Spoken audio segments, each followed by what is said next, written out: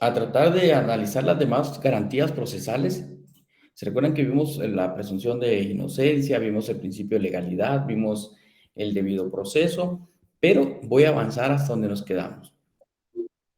Nos quedamos en esta parte donde veíamos la presunción de inocencia. Muy bien, por aquí nos quedamos. Aquí está, miren. En esa parte nos quedamos en la clase anterior, veíamos nosotros la presunción de inocencia, veíamos nosotros cómo podemos hacer para poder considerar que una persona es inocente hasta que no se le demuestre lo contrario. Y veamos pues entonces que dentro de la presunción de inocencia hablábamos nosotros del indubio pro reo. ¿Se recuerdan? La duda favorece al imputado, la duda favorece al reo.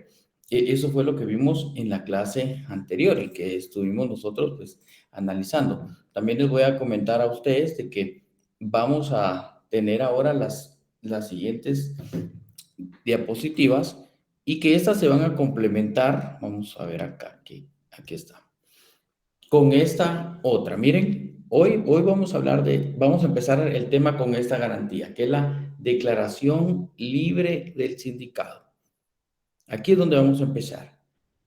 Y fíjense, pues les voy a contar algo. Cuando una persona es detenida, ya sea porque está cometiendo un delito, es detenida en el momento mismo de cometer un delito o porque una persona es detenida en virtud de una orden judicial. Pues resulta que cuando una persona es procesada, la ley establece que esa persona puede declarar o bien esa persona puede abstenerse de declarar. Eso ya va a ser una decisión que la va a tener que asumir el, el propio procesado junto con su abogado defensor, que en este caso ustedes van a ser los abogados defensores.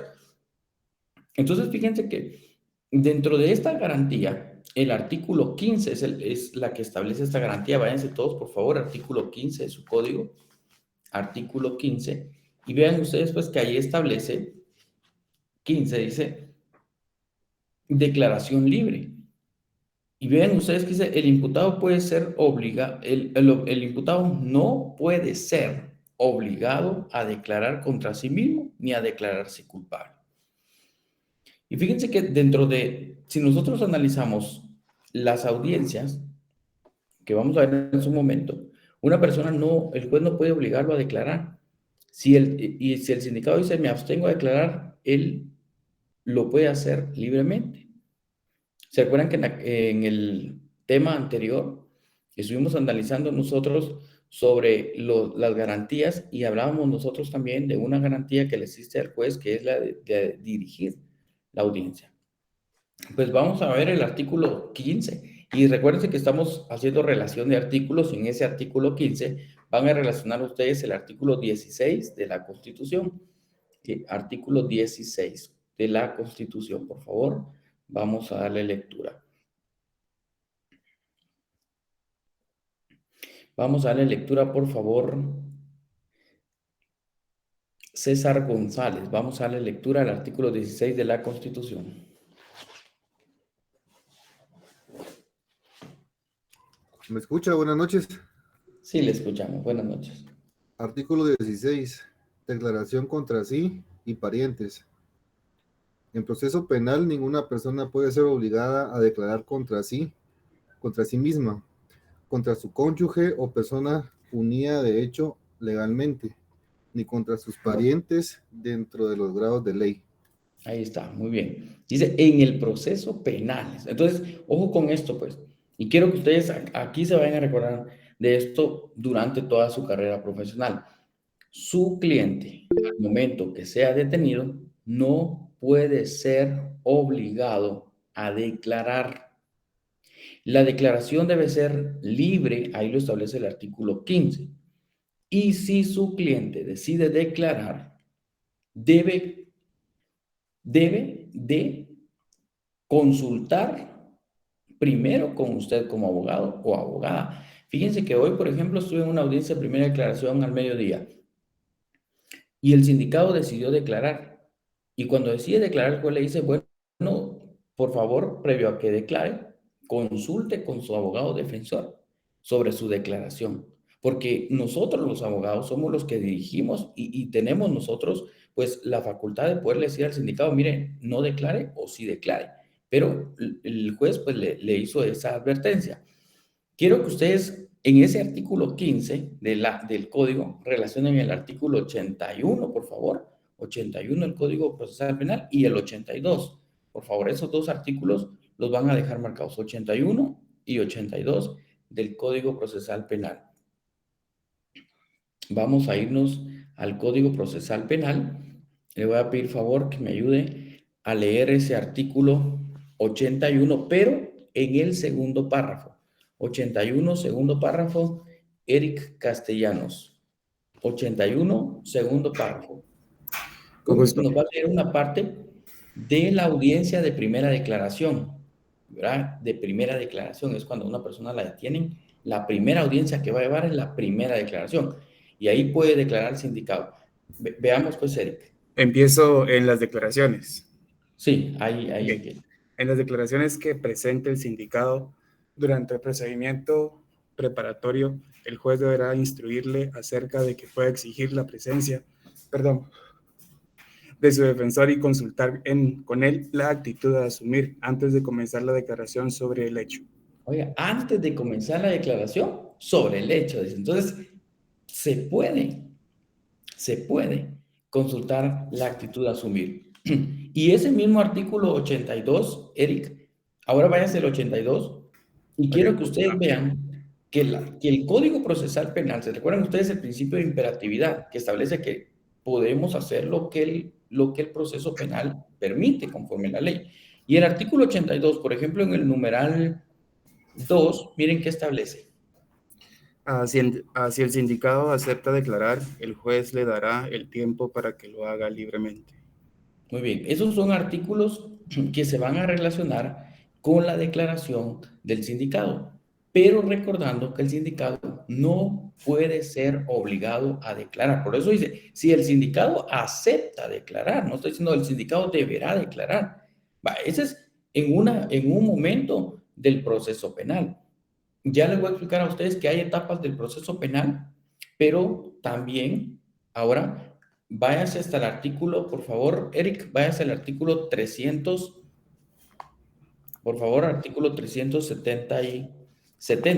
370 del Código Procesal Penal. Ahí están en una etapa que se le llama debate oral y público. Ahí es donde ya se va a discutir si la persona es o no culpable, o es culpable o es inocente. Esa es la última etapa del proceso penal, pero también permite la declaración del sindicado. Ayúdeme, Eric, 370. ¿Desde el inicio? Sí. Ok. Artículo 370, declaraciones del acusado. Después de la apertura del debate o de resueltas las cuestiones incidentales, el presidente explicará con palabras claras y sencillas el hecho que se le atribuye y le advertirá que puede abstenerse de declarar y que el debate continuará aunque no declare. Ahí está, ahí está. ¿Permitirá? ¿Ahí me quedo? Ahí está, Eric. Muy bien, gracias. Entonces viene que dice, y le advertirá que puede abstenerse de declarar y que el debate continúa aunque él no declare.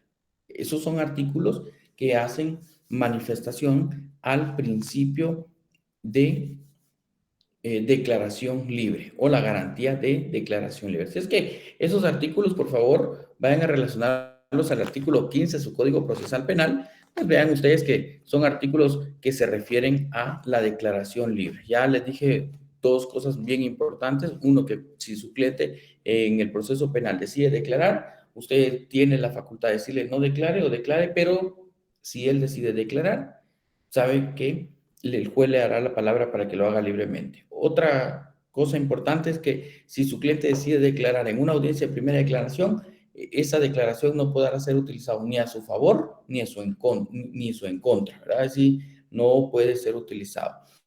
La otra situación es que dentro del proceso penal no están obligados a declarar los familiares, parientes. Eso así vemos nosotros esa facultad. Vamos entonces ahora, vamos al siguiente. Fíjense, pues este otro principio es el principio de única persecución penal. ¿Saben cómo se le denomina esto? Así como está ahí en la pantalla, miren, se le denomina non bis in idem y su fundamento es el artículo 17 del Código Procesal Penal. Váyanse al 17 y ahorita les voy a explicar a qué se refiere. Pero en ese 17 quiero que también escriba con su lapicero non bis in idem. Escríbale pues, así como lo ve en la pantalla, non bis in idem.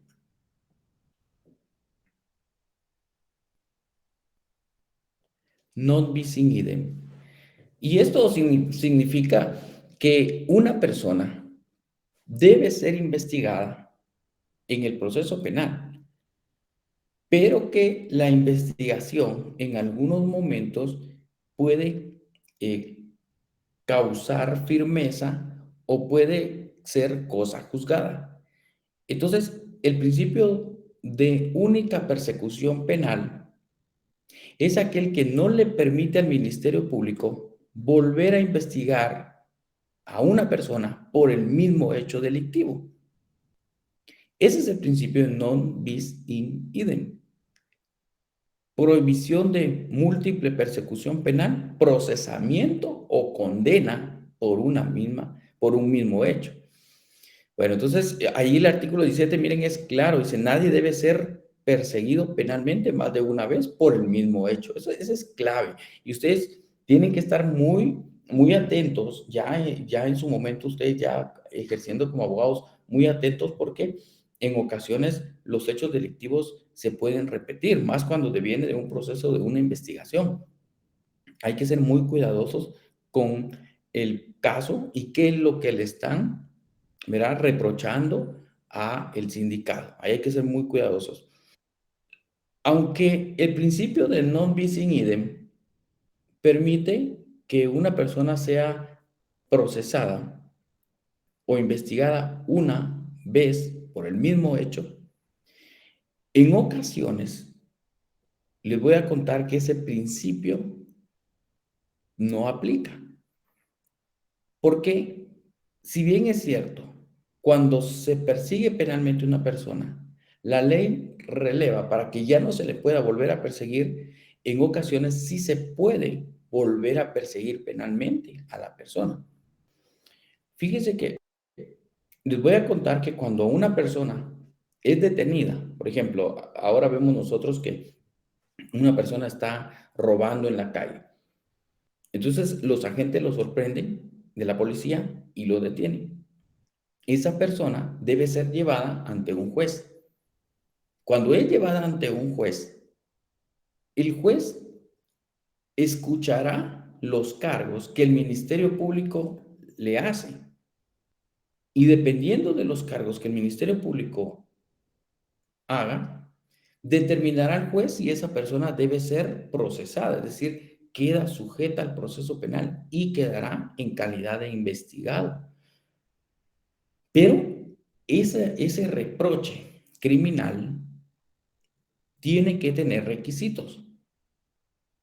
Y fíjense que leíamos, vamos a adelantarnos un poquito a algo, y ¿quién me estaba ayudando a leer? El artículo 82.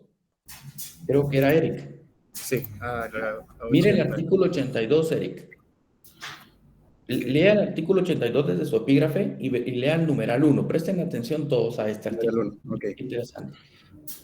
El juez concederá la palabra al fiscal intime, para que intime los hechos al sindicado, con todas las circunstancias de tiempo, modo y lugar, su calificación jurídica provisional, disposiciones legales aplicables y descripción de los elementos de convicción existentes. Ahí está. Miren, pues fíjense, por ejemplo, fíjense que la persona de la cual tuve la audiencia de primera declaración hoy es porque esa persona pues cometió un delito. Entonces vino una persona, denunció y se logró determinar que la persona que hoy estaba en la sala de audiencias, a quien yo hoy estaba realizándole el reproche de los hechos y decirle, porque usted el día 15 de julio del año 2022 realizó tal conducta ilícita. Eso que yo le exponía al juez, diciéndole, señor juez, el sindicado Carlos participó en el hecho delictivo, tiene que tener requisitos, mi argumentación. Y si mi argumentación no cumple con el artículo 82, por ejemplo, numeral 1, indicar el tiempo, indicar el lugar, Eso, ¿se recuerdan ustedes que el tiempo y el lugar, artículo 19 y 20 del Código Penal? Por ejemplo, si a mí me falta argumentar o exponer el tiempo del delito, que el tiempo del delito es digamos, el 15 de julio del año 2022 a las 15 horas. Ese es el tiempo. Si yo no expongo el tiempo de la comisión del delito, entonces a la persona la van a dejar en libertad. Pero note algo que le quiero dar a entender aquí. No es que a la persona la dejen libre porque no haya cometido un delito. O no es que la persona quede en libertad porque el hecho no sea constitutivo de delito. El hecho es constitutivo de delito, pero el juez lo deja en libertad porque el Ministerio Público o el fiscal no completó su argumentación con los requisitos que acaba de leer Erika: el tiempo, el modo, el lugar. Mire eso, qué interesante. Entonces, cuando eso sucede, que la persona queda en libertad porque yo no pude complementar la argumentación basada en los requisitos del artículo 82, numeral 1, en esos casos no se considera la aplicación del artículo 17. Es decir, no es cosa juzgada. Cosa juzgada es lo que ya no puede abrirse nuevamente, ya no puede investigarse, pero en esos casos la ley permite que se pueda volver a solicitar otra audiencia y que el fiscal en otra audiencia pueda volverle a reprochar los mismos hechos, porque los primeros fueron argumentados con defectos, por decirle. Miren lo que establece el artículo 17, pues miren su artículo, claro, dice: única persecución. Nadie debe ser perseguido penalmente más de una vez por el mismo hecho. Ahí estamos claros. Pero dice: sin embargo, será admisible nueva persecución penal cuando la primera fue instada ante un tribunal incompetente. Segundo, cuando la no persecución, es decir, la no continuidad del proceso, deviene de defectos, escuche, defectos en la promoción o en el ejercicio. Si es por un defecto, entonces podemos volver a reprochar el mismo hecho. Ahí tienen que tener ustedes mucho cuidado, ser muy analíticos, porque en muchas ocasiones se argumenta ante el juez de que ya se le ha hecho en otra audiencia el reproche, pero en realidad lo que sucede es de que puede que sean por defectos. Así es. Bueno, creo que alguien tiene levantada la mano. Y Delcy, Mildred también tiene levantada la mano. Buenas tardes, Lee. ¿Qué tal, Mildred? Buenas tardes. Fíjese que yo tengo una duda con ese artículo. Fíjese que en una fiscalía me di cuenta de algo. Entonces, no sé si estoy mal, ¿verdad? Pero, por ejemplo, fue por discriminación el hecho, se llevó a debate, se ganó después de muchos años, fue por discriminación.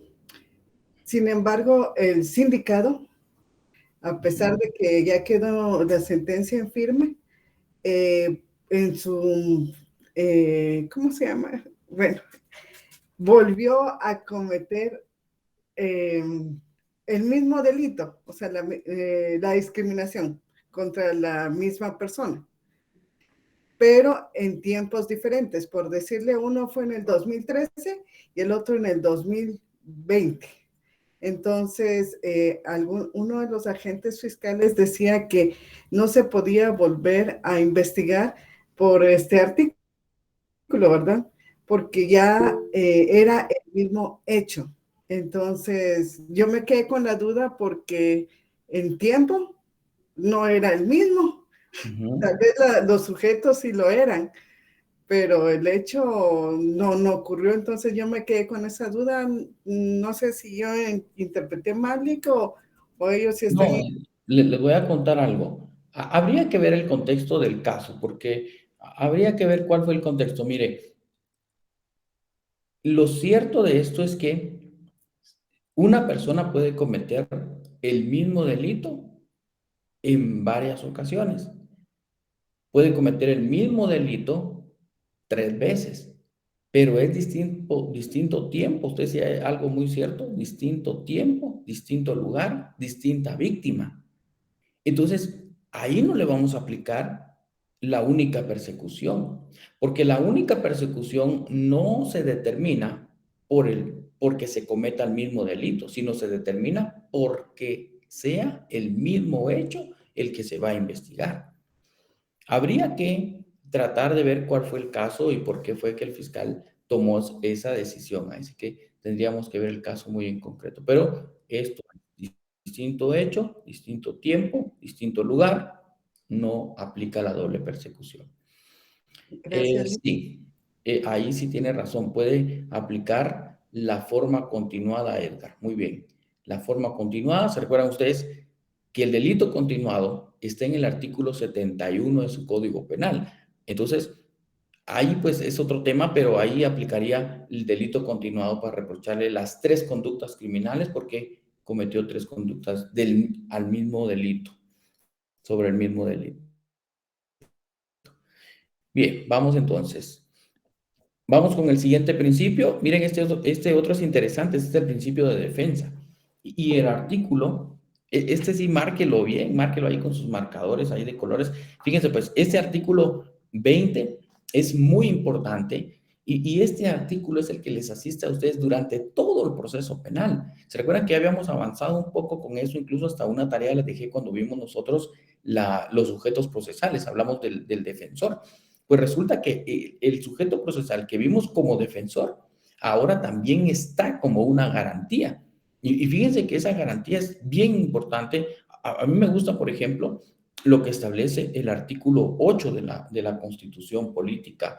Ayúdenme con el artículo 8, por favor. Vamos a darle lectura. Ayúdenme con esto, Jocelyn Esmeralda, por favor. Artículo 8 de la Constitución.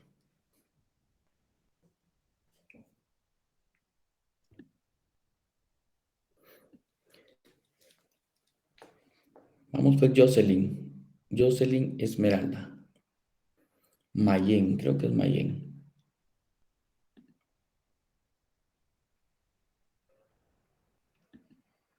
No sé si está Jocelyn por ahí.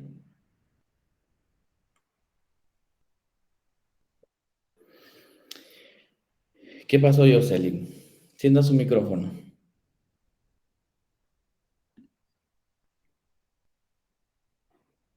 Ah, es el artículo 8. Vamos con el 8, por favor. También el 12 vamos a leer, Jeffrey. También el 12.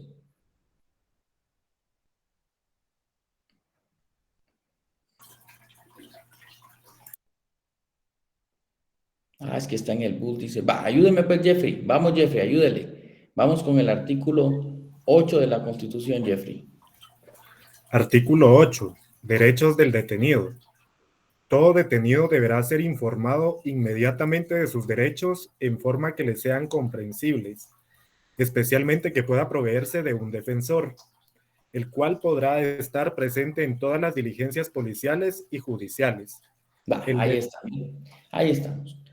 El sindicado tiene derecho de preverse un abogado defensor. Cuando lo detengan, ahí, ese es el artículo. ¿Se recuerdan que se los dije en su momento? Que le van a parar a ustedes o al sindicado para que les puedan llamar a ustedes el día, mire, abogado Jeffrey, fíjese que me acaban de detener. Ese es el artículo. Pero ese mismo artículo se refrenda con el artículo 12 de la Constitución. Ahora sí, vamos pues, Jeffrey, con el 12. Artículo 12. Derecho de defensa. La defensa de la persona y sus derechos son inviolables. Nadie podrá ser condenado ni privado de sus derechos sin haber sido citado, oído y vencido en proceso legal, ante juez o tribunal competente y preestablecido. Ok, aquí quiero que ustedes vean algo. Y esto es algo que ustedes van a rezar durante todo su ejercicio profesional. El derecho de defensa en el proceso penal es inviolable. Esto significa que un proceso penal, una audiencia, no puede desarrollarse si no está usted como abogado o abogada en la audiencia, cuando ya esté siendo procesado su cliente. Si no se violenta el principio de inocencia y el principio de defensa también. Y recuérdense que se violenta el debido proceso. parte de todas estas garantías. Ustedes en su momento van a poder plantear recursos de apelación especial, van a impugnar ustedes las sentencias si consideran que se violentó el derecho de defensa. Imagínense que un debate oral y público se inicie o se lleve a cabo una audiencia sin la presencia de ustedes como abogados, da lugar a que ese juicio se tenga que repetir. Por eso es que la defensa es inviolable.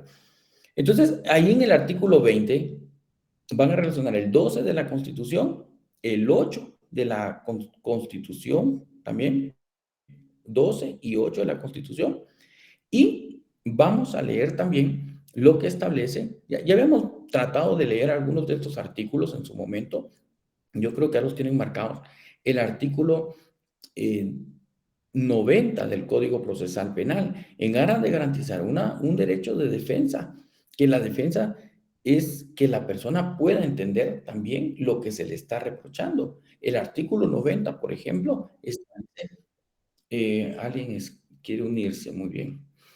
Fíjense que ese mismo artículo 90 establece el intérprete y una persona no puede ser procesada. Imagínense procesar a una persona y que no sepa, por ejemplo, el idioma sobre el cual debe ser procesado. Entonces, ese artículo 90, vamos con el 90, pues siga la lectura conmigo, vamos al 90, dice traductor. El imputado tiene derecho a elegir un traductor o intérprete de su confianza que lo asista durante las declaraciones. Mire, aquí está refiriéndose a las declaraciones, en los debates, ¿verdad? O en aquellas audiencias en las que sea necesaria su citación. Pero, siga la lectura, dice, cuando no comprenda correctamente el idioma oficial, que es el español, y no haga uso del derecho establecido anteriormente, es decir, él no nombra uno de su confianza porque posiblemente no tiene dinero, o se designará de oficio un traductor o intérprete para esos actos. Es decir, la Corte Suprema de Justicia, el juez debe solicitar que se nombre un intérprete. No podemos, ya la Corte Interamericana de Derechos Humanos ya se ha pronunciado en cuanto a esto, a que si una persona es procesada, pero no conoce o no sabe el idioma español, entonces hay que colocarle un intérprete. Recuérdense que el intérprete es aquella persona que convierte lo que se dice, es decir, de un idioma a otro. Ese es el intérprete. Ese es intérprete de un idioma a otro. Y también recuerden ustedes que también hay lenguaje de señas, ¿verdad? Ustedes, entonces también puede ser un intérprete pues, de esa naturaleza. También está el traductor. Y el traductor es cuando una persona no entiende, por ejemplo, un idioma a otro, pero eso es por escrito. Por eso están los traductores. Entonces hay alguien que puede traducir lo que se escribe. El intérprete es lo que se habla. Hay que hacer la interpretación. Y el derecho de defensa es inviolable y le asiste este derecho, ojo con esto pues, le asiste a ustedes como abogados y le asiste al propio sindicado. El propio sindicado ejerce un derecho de defensa material. Este es el que tiene que él puede defenderse, él puede, ¿y saben cómo se manifiesta el derecho de defensa material? Cuando él declara. O sea que los artículos que ya marcamos de la declaración libre son los que a él le asisten para ejercer su defensa material. Porque cuando ejerce su defensa material es cuando él declara, ese señor juez, yo el día 15 de julio del año 2022 no me encontraba en ese lugar como me han denunciado. Yo me encontraba en tal lugar. O señor juez, yo no fui el que tomó el arma de fuego. Señor juez, yo no estuve. Entonces, esa es la defensa material. La defensa técnica es la que va a ejercer usted como abogado. Ya les dejé esa tarea de lectura de artículos. ¿Por qué es técnico? Porque ustedes son técnicos. Por eso es que yo en algunos momentos les digo, bueno, veamos detalles técnicos. No sé si se han dado cuenta que les digo, veamos detalles técnicos. Vámonos al artículo 92.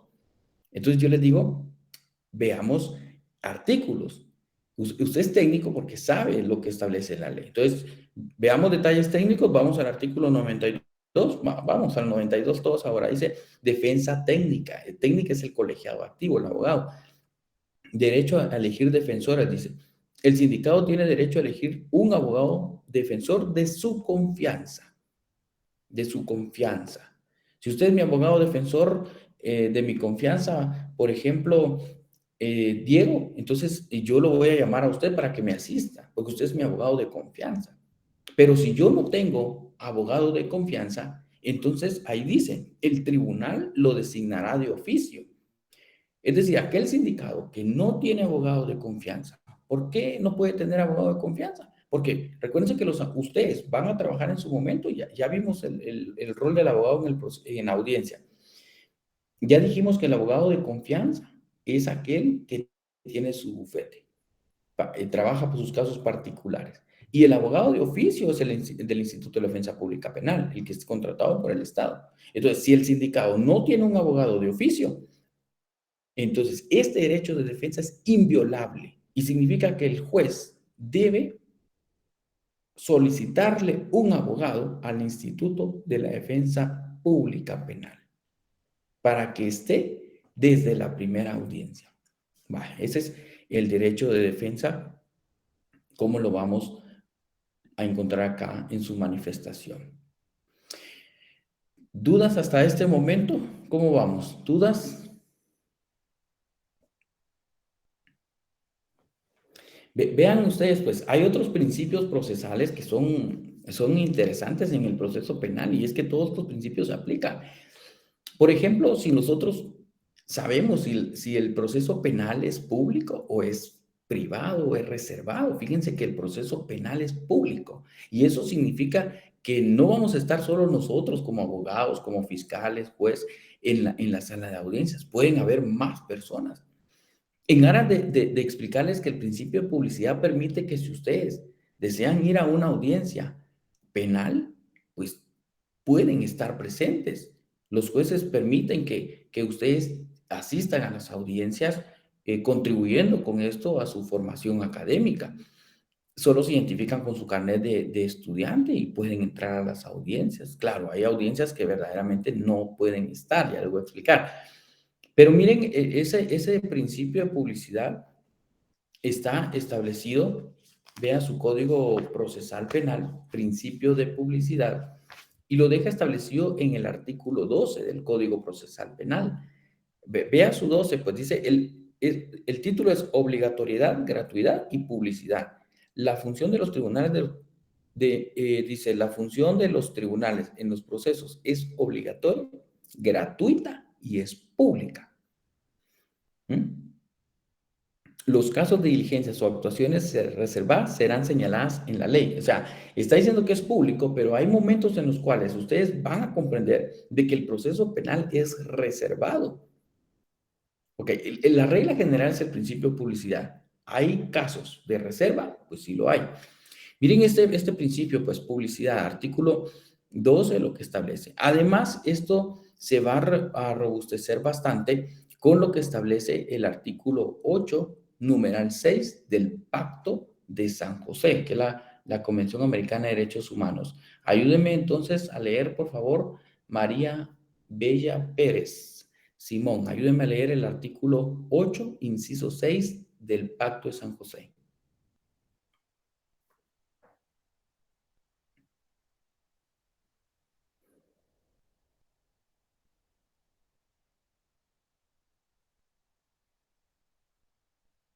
Vaya, creo que no está. Buenas tardes, licenciado. Me Ahí está. indicaba Perone, lo que pasa que no podía activar el audio. Me indicaba artículo 8, Pacto de San José. 8, inciso 6. Así es. Bueno, gracias, solo permítame un momento. Ujú.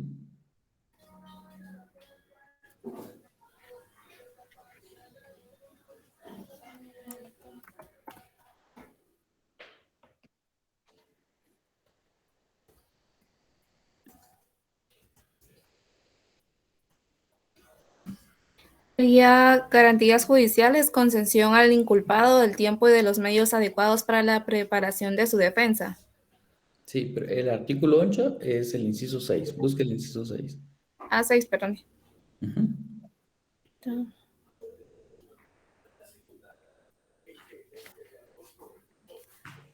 Solo tengo inciso 5. SILIC solo tiene inciso 5. LIC sería el inciso F del artículo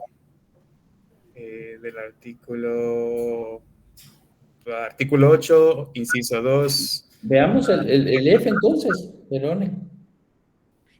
El inciso F. Ujú. Bueno, Es que no tengo aquí. sería derecho de la defensa de interrogar a los testigos presentes en el tribunal y de obtener la comparecencia como testigos o peritos de otras personas que puedan arrojar luz sobre los hechos. Vamos a ver. Inciso 5.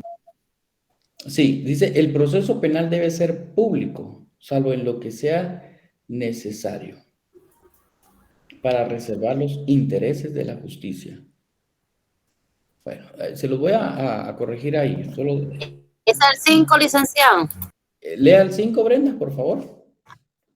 Es el que acaba de leer, licenciado. El proceso penal debe ser público, salvo en lo que sea necesario para preservar los intereses de la justicia. Eso, muy bien. Fíjense que como no tengo mi convención aquí, ahí está. Bueno, entonces ese es otro artículo que se va a relacionar. Ojo con eso. Es otro artículo que se relaciona. Va, entonces vean ustedes, no solo el Código Procesal Penal lo refiere, y es que lo que yo quiero que ustedes comprendan ahora es que no solo el Código Procesal Penal, no me puedo quedar solo con el código. Hay más actuaciones, hay más normativa, incluso en materia internacional, tratados internacionales que van a refrendar que el proceso penal es público. Vamos con la ley del organismo judicial. No sé si alguien la tiene a la mano, ley del organismo judicial. Yo la tengo a la mano, Lick, y ya tengo el artículo. Vamos pues, Amber, muy bien. Muy bien, artículo 63 de la ley del organismo judicial. Publicidad. Los actos y diligencias de los tribunales son públicos, salvo los casos en que por mandato legal, por razones de moral o de seguridad pública, deben mantenerse en forma reservada. Ok, ahí está. Entonces ya vieron que es público, pero hay momentos en los cuales la propia ley establece que debe ser reservado. Ok, artículo 14 de la Constitución. También ya lo tengo, Lick. Muy bien, Amber, vamos pues. El artículo 14 nos dice presunción de inocencia y publicidad del proceso. Toda persona es inocente mientras no se le haya declarado responsable judicialmente en sentencia debidamente ejecutoria. Muy bien, ahí está. Entonces ven que ahí está el principio de publicidad y se será público. Entonces, si logramos comprender que el proceso penal es público y que el mismo artículo, ojo, el mismo artículo 12 del Código Procesal Penal establece que hay casos de excepción. Fíjense que esos casos de excepción a la publicidad, vamos a leer, por ejemplo, miren un artículo del Código Procesal Penal. Vamos al artículo 314. ¿Quién lo tiene ahí a la mano? 314.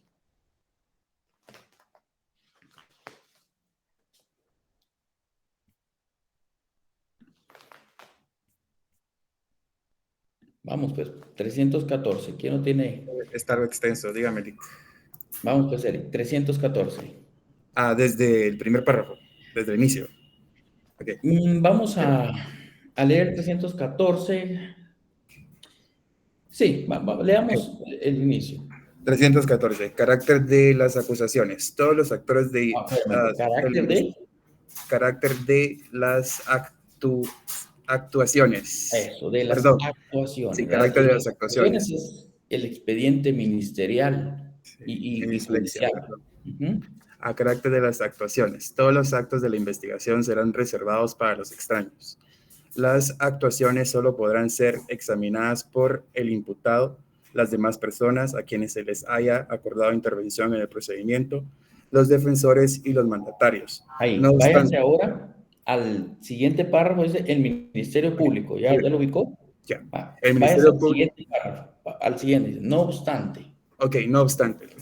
No obstante, siempre que la publicidad entorpezca el descubrimiento de la verdad y si no hubiera auto de procesamiento, el Ministerio Público podrá disponer para determinada diligencia la reserva total o parcial de las actuaciones por un plazo que no podrá superar los 10 días corridos. El plazo se podrá... Ahí está. Solo lea el plazo de las actuaciones reservadas. ¿Qué plazo dura? El plazo se podrá, ok, a donde me quedé, no. El plazo se podrá prorrogar hasta... 10 días corridos. Ahí está. Hasta los 10 días corridos, perdón. Gracias. Ojo con eso, pues. Miren qué interesante esa pregunta. ¿Cuál es el plazo por el cual se puede tener la reserva total o parcial de las actuaciones? Plazo judicial de 10 días. Miren eso. Ese plazo va con color de sus plazos, ahí se recuerdan, pero miren qué interesante esa pregunta, pues ahí se recuerdan para su examen. Bueno, entonces vamos al siguiente. Quiero que lean, vamos ahora al artículo, síganme por favor, vámonos al artículo 356 del Código Procesal Penal. Aquí estamos en la etapa del debate. Y fíjense que el debate es oral y es público.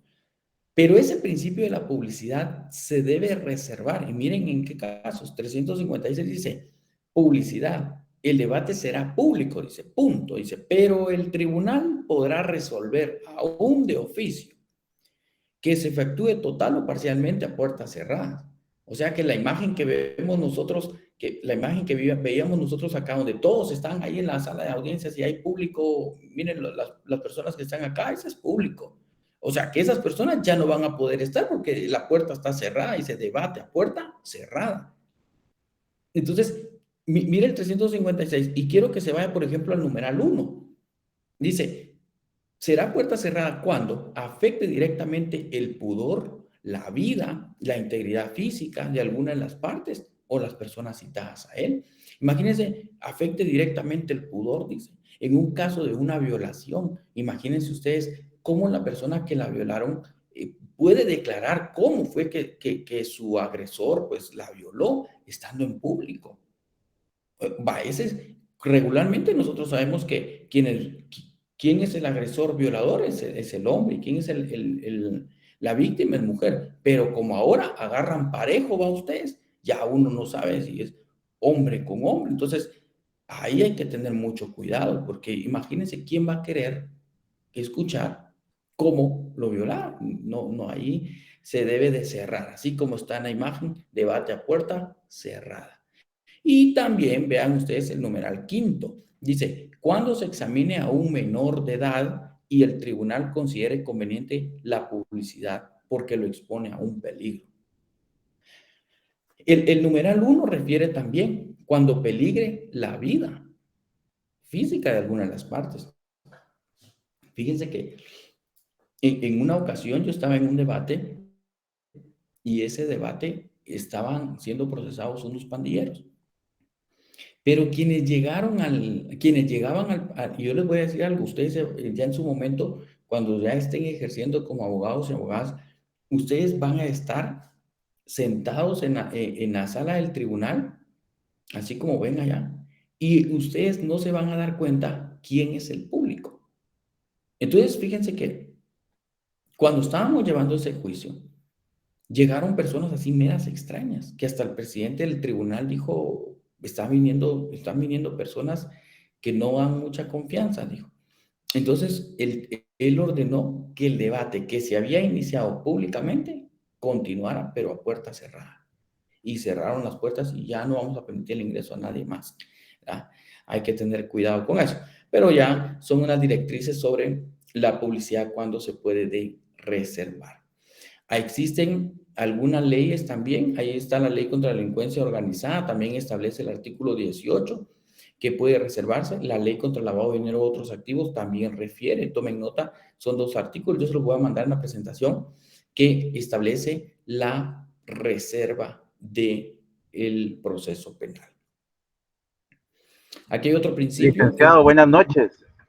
Sí, buenas noches. Eso fue lo mismo que sucedió en el caso de la línea, ¿verdad? Que en algún momento pudieron ser, pues, visibles las imágenes, ya cuando entraron en etapas y fases de que ya el proceso iba más adelantado, ya no dejaron que se televisara, por lo mismo que en algún punto podría perjudicar a los implicados, ¿verdad? Sí, y precisamente el artículo que que se utiliza es el artículo 314, si estamos en el desarrollo del proceso. Ahora, si estamos en el debate, ya a puerta cerrada, ya no entre nadie, ni entre la prensa, nadie, es el artículo 356, ya están en el debate, ¿verdad? Es a puerta cerrada.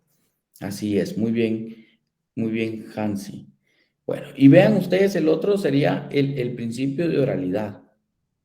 El proceso penal es oral, así que todas las actuaciones que ustedes hagan debe ser oral.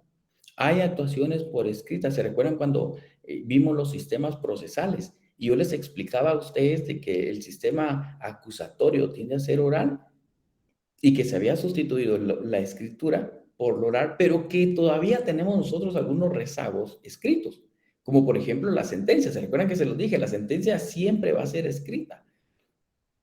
Pero, bueno, hay casos de excepción que más adelante se los voy a contar cuando la sentencia puede ser oral. Pero, vean ustedes el artículo 109 del Código Procesal Penal. Ese es un artículo que nos va a dar lineamientos. Son otros principios. Ya no está este principio establecido entre los primeros artículos del 1 al 23 del Código Procesal Penal. Pero mire el 109, ¿qué establece? Váyanse todos, que 109 del Código Procesal Penal establece peticiones, y esta petición es de audiencia. Y miren lo que dice, pues, 109 peticiones. El Ministerio Público, al igual que los demás sujetos procesales, harán todos los requerimientos en audiencia oral. Ahí está. Todos los requerimientos en audiencia oral.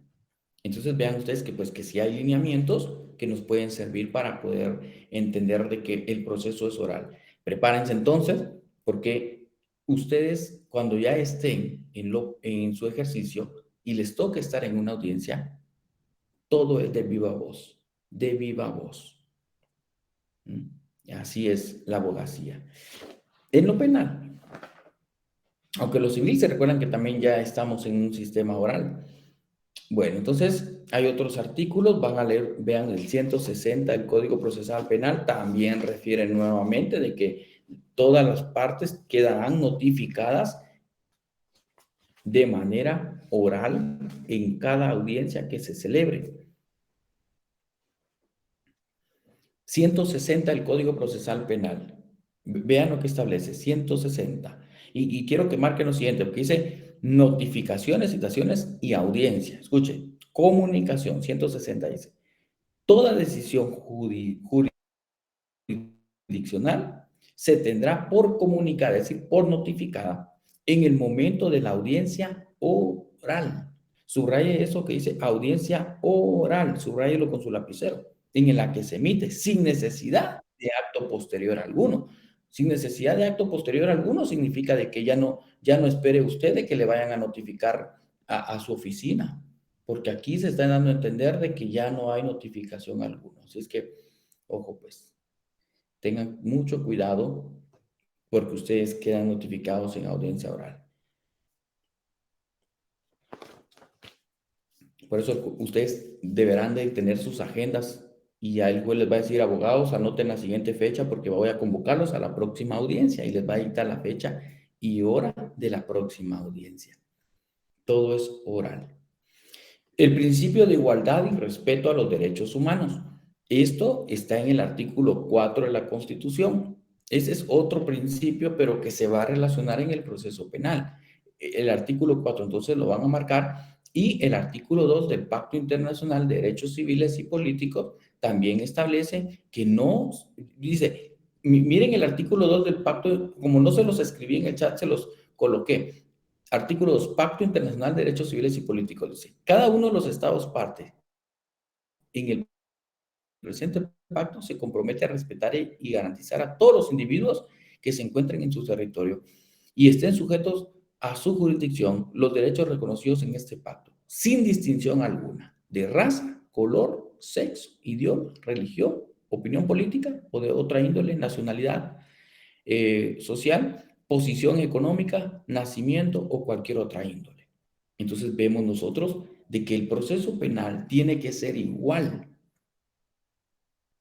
No es que aquel es moreno, morenito, una pena mayor, no, tiene que ser un trato igual. No, es que como aquel ¿qué les digo? De religión, dice, no, es que como ¿qué les digo? Una religión, a él no le vamos a permitir que declare porque él es, o porque el idioma. No, es que no entiende el idioma español, ni le den el derecho a declarar porque igual no va a entender. Entonces ahí estamos violentando el debido proceso. Entonces, si eso llega a suceder, ahí está el Pacto Internacional de Derechos Civiles y Políticos. Es como que el juez diga, se ordena prisión preventiva en contra del sindicato y se ordena que ingrese al sector 5, donde solo hay negros. Entonces, ahí no puede, porque estamos nosotros violentando el principio de igualdad y respeto a los derechos humanos, que no está en el Código Procesal Penal, pero lo vamos a encontrar nosotros en el Pacto Internacional de Derechos Civiles y Políticos, del cual Guatemala es parte. ¿Qué les estoy dando a entender? Que ustedes no deben de estar solo con el Código Procesal Penal, sino que además deben de tener ustedes su constitución al momento de que hablan de algo penal, sus convenciones o tratados o pactos internacionales. Así es como hacemos toda esta relación de leyes. Bueno, vamos a pasar a otro tema. No sé si alguien tiene algo, quiere agregar algo referente al tema anterior de las garantías procesales. Es el momento.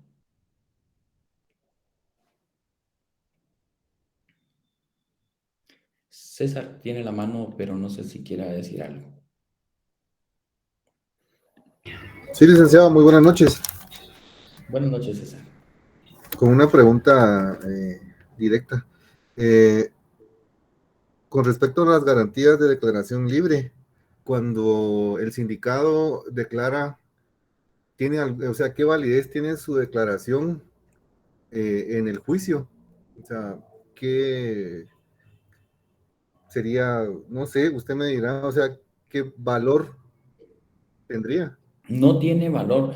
La declaración del sindicato no puede ser utilizada ni a su favor ni en su contra. Eso lo vimos en el artículo 81 como un lineamiento, pero de ahí no se le puede conceder valor probatorio a la declaración del sindicato. Ningún juez le puede conceder valor probatorio. Así es. Muy bien, licenciado, muy amable. Sí. No tiene valor probatorio, nunca tendrá valor probatorio. La Constitución refrenda esa parte. Bueno, miren pues, en el otro tema, los órganos jurisdiccionales en materia penal, que yo necesito que ustedes logren comprender y que hoy aprendan ustedes, es que en materia penal tenemos juzgados de paz, jueces de primera instancia penal, tribunal de sentencia penal, sala de la Corte de Apelaciones y cámara penal. Esa es la distribución de los órganos jurisdiccionales en materia penal. ¿Por qué empezamos a ver esto? Porque conforme avancemos en el curso, iremos nosotros hablando de procesos penales que conoce el juez de paz, conoce el juez de primera instancia, en qué casos va a conocer ya el tribunal, en qué casos ya conoce la sala y en qué casos conoce la cámara penal.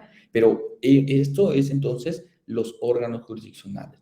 Jueces de paz penal, jueces de primera instancia penal y tribunal de sentencia. Sala de la Corte de Apelaciones y Corte Suprema de Justicia. ¿Dónde empieza todo esto? En el artículo 43 de su Código Procesal Penal. Váyanse al artículo 43, por favor, del Código Procesal Penal y ahí pues ustedes se van a encontrar con esa distribución de jurisdicción. Fíjense que voy a hacer un par de aclaraciones acá y yo quiero que ustedes vean el artículo 43, que vayan siguiendo la lectura conmigo porque ahí dice, bueno, aquí me faltó el juez de ejecución, ya se lo voy a agregar, pero sí se los agregué en la presentación, pero aquí en el listado no. Dice, ojo con esto, artículo 43, competencia. Dice, tienen competencia en materia penal, apréndanse esto. Los jueces de paz, jueces de primera instancia, los jueces unipersonales de sentencia, ya les voy a explicar qué es esto, los tribunales de sentencia. O sea que el numeral 3 y 4 es uno mismo, porque son de sentencia. Los jueces de primera instancia de procesos de mayor riesgo. O sea que, fíjense que los jueces de primera instancia que están en el numeral 2 es idéntico al numeral quinto, solo que el numeral quinto conoce procesos de mayor riesgo. Ya les voy a explicar qué es un proceso de mayor riesgo.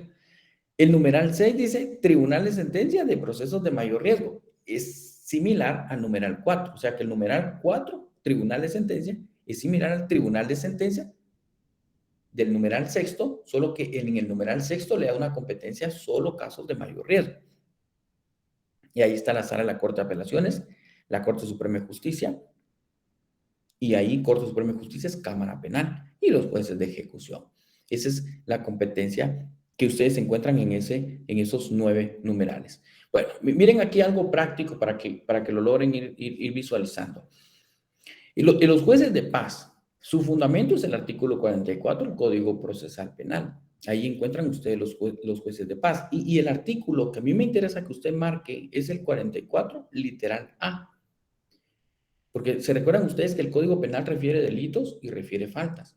Pues les voy a contar que los jueces de paz son los que conocen y van a juzgar las faltas. Yo les voy a explicar a ustedes cómo se tramita el juzgamiento de una falta. Entonces ahí dice, miren el 44 literal A, juzgarán las faltas, los delitos contra la seguridad del tránsito y todos aquellos cuya pena sea de multa, conforme al procedimiento específico del juicio por faltas. 3 cosas conoce el juez de paz que quiero que marque ahí. Las faltas, ¿qué juzgarán? Las faltas, delitos contra la seguridad del tránsito y aquellos cuya pena sea de multa. Miren, 3 casos para que juzgue el juez de paz. 3 casos. 3 casos. Ya después les voy a explicar que también va a juzgar delitos menos graves, pero ahorita solo veamos eso que establece el artículo 44. Entonces los juzgados, fíjense que funcionan como juzgados de paz penal de turno. Y ahí mismo dice, miren, juzgado de paz penal de faltas de turno. De turno es porque trabaja las 24 horas, 365 días del año. Ese juzgado no descansa. Los juzgados de paz se crean mediante acuerdos, conforme sea la necesidad de la población. Miren aquí, por ejemplo, el acuerdo 46-2016, se creó el juzgado de paz de El Chal, Petén. Allá se fue a crear un juzgado. Miren, el acuerdo, estos acuerdos para la creación de juzgados los emite la Corte Suprema de Justicia. Dice, ya nos falta un juzgado, ya hay mucha conflictividad, vamos a crear un juzgado de paz allá en El Chal, Petén, para que la población tenga mejor acceso a la justicia. Y luego, vean ustedes, aquí hay otra imagen abajo de los órganos del organismo judicial, juzgado pluripersonal de paz. Si hablamos de un juzgado pluripersonal de paz, les voy a contar cuál es la diferencia entre un juzgado de paz y un juzgado que diga pluripersonal. Pluripersonal es porque en el mismo juzgado pueden haber más de un juez. O sea que cuando ustedes vayan a un juzgado y ustedes, muy bien, Ian, 107 de la Ley del Organismo Judicial dice ya que regula la competencia de los juzgados de turno. Muy bien. Entonces, cuando ustedes van a un juzgado de paz y ustedes van a leer que dice, o uno en primera instancia, juzgado pluripersonal, significa que en ese juzgado, así como en la imagen, pueden haber 1, 2, 3 o 4 o 5 jueces. Por eso es pluripersonal, porque hay varios jueces en un mismo juzgado. ¿Verdad? En un mismo juzgado. Vean ustedes, están los juzgados de primera instancia penal. Artículo que lo fundamenta es el artículo 45. Y aquí quiero hacer una observación. En ese artículo 45 refiere jueces de narcoactividad y jueces de delitos contra el ambiente. En la actualidad funciona el juez de primera instancia penal, narcoactividad y delitos contra el ambiente. Es decir, es uno mismo. Porque cuando yo leo el artículo 46, jueces de delitos contra el ambiente, pero fíjense que por eso les coloqué la imagen. Dice organismo judicial, juzgado pluripersonal, ya les dije, porque hay varios jueces en un mismo juzgado. De primera instancia penal, narcoactividad y delitos contra el ambiente. de Retaluleu, de Escuintla, Guatemala, todos en su cabecera departamental tienen un juzgado de primera instancia. Fíjense que la modalidad del organismo judicial para impartir justicia es que en las cabeceras departamentales existe un juzgado de primera instancia penal. Ahora, porque hay mucho delito, se están convirtiendo en pluripersonales. Ya no se da abasto solo un juez. Ahora hay 2 o 3 jueces en un juzgado. Y la modalidad de impartir justicia es que el organismo judicial ha creado juzgados de paz en todos los municipios. Es decir, en los municipios sí va a encontrar usted juzgados de paz, pero no en todos los municipios va a encontrar juzgados de primera instancia. Esos ya los va a encontrar en las cabeceras departamentales. Ahí como Retaluleu. Miren, Retaluleu. Vean ustedes el juzgado de paz de allá de El Chalpetén, porque es El Chal, ¿verdad? Es un municipio, entonces es juzgado de paz. Ok. Entonces el juzgado de primera instancia conoce los delitos. El juzgado de paz conoce faltas. El juzgado de primera instancia aquí ya conoce delitos, aquí ya conoce robo, ya conoce homicidio, ya conoce extorsiones, ya conoce violaciones, aquí ya conoce el juez de primera instancia. Y fíjense que también hay jueces de primera instancia que conocen procesos de mayor riesgo. No sé si ustedes han escuchado, pero el proceso de mayor riesgo, miren, de mayor riesgo, que se corre peligro por la integridad física tanto de los jueces, fiscales, los propios sindicados, cuando son casos de peligrosidad para los sujetos. Por eso es que ustedes, y mencionaba, creo que fue Diego, mencionaba el caso de La Línea, o quién fue, creo Hansi, fue el caso de La Línea. Miren, el caso de La Línea fue conocido en juzgados de mayor riesgo, porque obviamente no van a llevar a un expresidente, a una ex vicepresidenta, a un juzgado ordinario. Les voy a poner un ejemplo. Si el delito se cometió allá en Retaluleu, la jurisdicción manda a que el caso tiene que ser conocido en Retaluleu. Pero si dependiendo de la... Imagínense, allá en Retaluleu se conoció... miren algo tan sencillo, pues, por ejemplo, que nosotros veamos que allá en Retaluleu se hizo un proyecto y se vieron involucrados funcionarios públicos que desfalcaron al Estado, se quedaron con el erario público. Decimos nosotros, pues ahí puede ser fraude o enriquecimiento ilícito. Entonces, pero no podemos ir a juzgarlos allá a Retaluleu. No estoy diciendo que el juzgado sea malo, pues, pero vean que el trayecto, todo eso, entonces tienen que llevarse el proceso a un juzgado de mayor riesgo. Y los juzgados de mayor riesgo en la actualidad están en la ciudad de Guatemala, en la torre de tribunales. Quetzaltenango ya tiene también su juzgado de mayor riesgo. Pero, miren acá, representa mayor peligrosidad para los sujetos procesales. Bueno, la banda de los topacios, sí, todos son mayor riesgo. Entonces, espero que me estén comprendiendo, mayor riesgo y todo eso. Miren, por cierto, hablando de juzgados, les voy a contar que hay competencia que se le llama especializada. Y fíjense que este año 2023 se crean, fíjense que la Corte Suprema de Justicia, por medio de acuerdos, crea juzgados de primera instancia para que conozca delitos específicos. Entonces, cuando nosotros hablemos de un caso de lavado de dinero, el proceso penal no va a cambiar. Van a ser las mismas etapas, pero lo que va a cambiar es a dónde voy a ir yo a litigar el caso. Porque si es un caso de lavado de dinero, no voy a ir a un proceso, a un juzgado de narcoactividad y delitos contra el ambiente. Antes del año 2023, en la actualidad, 2023, antes, los casos de la ciudad de Guatemala de lavado de dinero eran juzgados por los juzgados de narcoactividad y todos los delitos. Ese juzgado conocía todo.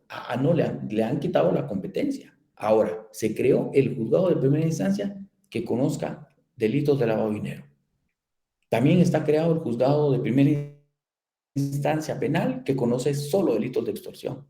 Juzgado de primera instancia penal de delitos de femicidio y violencia contra la mujer. Juzgado de primera instancia penal que conoce delitos de trata de personas. Delitos que conoce defraudación y contrabando aduanero. Muy bien, Ian, ese es el acuerdo. Tiene toda la razón, ese es el acuerdo, ¿verdad?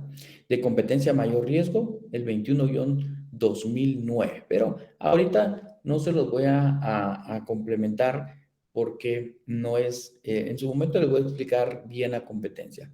Miren, ahí está el Centro de Justicia de Delitos de Femicidio. Ahí están los jueces de primera instancia penal. Ahí tendrán que ir ustedes en su momento a litigar, pero van a ir ustedes a ese centro. Y lo que les quiero dar a entender, si es un caso de femicidio, tiene que ir ante un juez de femicidio. No va a ir a un juez de narcoactividad. Les voy a contar que también están los tribunales de sentencia. Y los tribunales de sentencia conocen el proceso cuando el juez de primera instancia decide que el caso, porque fíjense que el primero que conoce todo el proceso es el juez de primera instancia. Y si el juez de primera instancia considera que el sindicado debe sustentar un proceso penal en debate, entonces el juez de primera instancia remite las actuaciones conforme las etapas del proceso al tribunal de sentencia. Y entonces el proceso llega al tribunal de sentencia penal. Y el tribunal de sentencia penal ya se integra por 3 jueces. 3 jueces se integran en el tribunal. O sea que cuando ustedes escuchen que un caso está en debate, es porque el juez de primera instancia ya remitió el expediente al tribunal porque consideró que tiene que enfrentar un juicio el sindicado. Y el tribunal se integra por 3 jueces, presidente, vocal 1 y vocal 2. Entonces, el fundamento del tribunal está en el artículo 48. Ahí está en el 48 el tribunal de sentencia. Bueno, y esa es la competencia que de momento pues les voy a dejar a ustedes para que puedan comprenderla y analizarla. Ya en su momento les voy a explicar cómo el tribunal se desintegra y cómo conoce un tribunal de sentencia solo un juez. Pero ya en su momento, cuando veamos nosotros el debate, yo les voy a explicar esa otra parte. También les voy a explicar a ustedes en su momento cuándo es un tribunal de mayor riesgo. Esta es la sala de un tribunal de mayor riesgo. Esta es la sala. Cuando conoce la sala de la Corte de Apelaciones, que se integra por 3 magistrados y que conoce los recursos que sean interpuestos. Ya también se los voy a explicar a ustedes cuando veamos los medios de impugnación. Ahí les voy a explicar cómo van a comparecer ustedes ante la sala de la Corte de Apelaciones. La Corte Suprema de Justicia, ¿verdad? Conoce a través de su Cámara Penal. Cámara Penal, también les voy a explicar cuándo conoce la Cámara Penal el proceso penal. Así vamos en orden, juez de primera instancia, tribunal de sentencia, sala de la Corte de Apelaciones, Cámara Penal, y cuando este proceso causa firmeza, hablamos de que el caso, el último juez que tiene en sus manos el proceso es el juez de ejecución. Y el juez de ejecución es el que le va a dar cumplimiento a la sentencia que se emitió. Se le condena a 10 años de prisión, es el juez de ejecución el que va a decidir a qué centro carcelario debe ingresar el condenado para cumplir su pena. Es el juez de ejecución el que tiene esa función. Bueno, se nos agotó el tiempo. Perdón, es una consultita. El juez de ejecución, en pocas palabras, es el que tiene la última palabra de cualquier caso. No es el que tiene la última palabra. La última palabra en el proceso penal, podemos decir que lo tiene Cámara Penal, con casación. Cámara Penal. Sí, es la definitividad. Salvo que nos vayamos a la Corte Suprema de Justicia en amparo. Por eso es diferente. Cumplimiento a la sentencia que ya pasó por todo el proceso penal. Ya no hay recurso pendiente, solo hay que cumplir la pena de prisión. Sindicado, dice el juez de ejecución. Si usted fuera el juez de ejecución, usted es el que va a decidir a qué centro carcelario debe ingresar al sindicado. Esa va a ser su función. Entre otras. Excelente, Lic. Gracias. Bueno, buenas noches entonces. Hasta aquí vamos a llegar por el tiempo. Muy bien. Gracias, licenciado. Buenas noches.